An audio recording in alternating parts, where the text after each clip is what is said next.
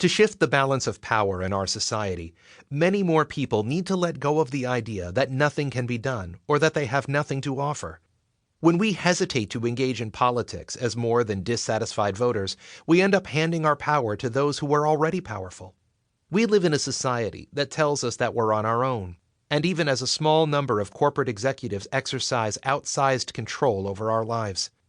Over the past 40 years, the people who run the largest companies in the world have succeeded in depressing wages for most workers, increasing profits, and shrinking government as a safety net in hard times. These changes have caused great suffering and shorter lifespans. They've also cut us adrift from each other. We distrust not only big institutions, but also one another and ourselves. We seek community, but doubt it exists. We want our voices to be heard, but question if anything can change. We hear how money has corrupted politics, but that just reinforces our disgust with the system. I wrote this book as a tool to help interrupt this cycle of cynicism. I want to demystify social change so that we see it as something that we're all meant to do as humans.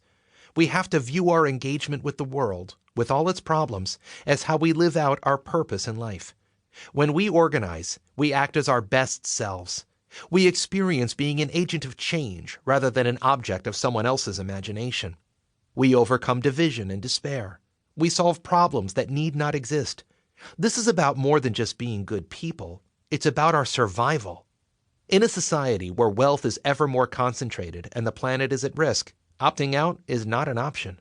If we don't act now, our lives and those of our children and their children will be immeasurably diminished. It will become increasingly hard to afford higher education, find stable work, and walk the streets without fear of violence.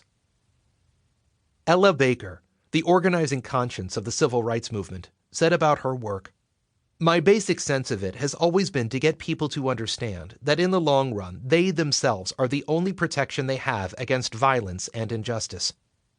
That means nurturing people's capacity to lead their own organizations. As she said, strong people do not need strong leaders." Stand Up offers a tested, step-by-step framework for becoming an effective social change leader and building better organizations. It's designed to motivate more people to dive in and take greater risks. It's a call to experience the power and purpose that comes from joining other people to create a world in which we can all belong and thrive. If you are already involved in social change, the book is meant to help deepen your commitment, to answer the question, how do I make a life out of this justice work and bring others with me? 5 conversations that can change the world and our lives.